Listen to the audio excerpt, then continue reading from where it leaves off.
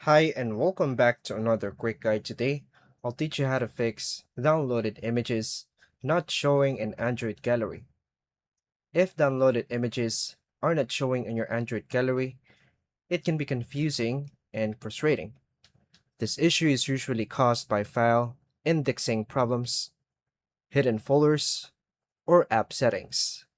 This guide will show you how to fix images not appearing in your gallery on your mobile phone. To begin, make sure to unlock your phone and open the Gallery app. Check if you are viewing the correct albums or folders. Look for a folder named Downloads or similar. Open your File Manager app. Navigate to the Downloads folder. Confirm that the images are actually saved there. If found, restart your phone to refresh media indexing.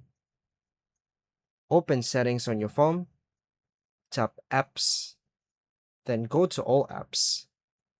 Find and select your Gallery app, tap Storage and Cache. Tap Clear Cache.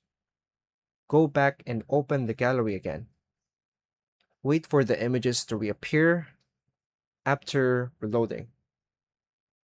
Tip: make sure the folder does not contain a .no media file, as it hides images from the gallery. And that's all for now, folks. Thank you for watching.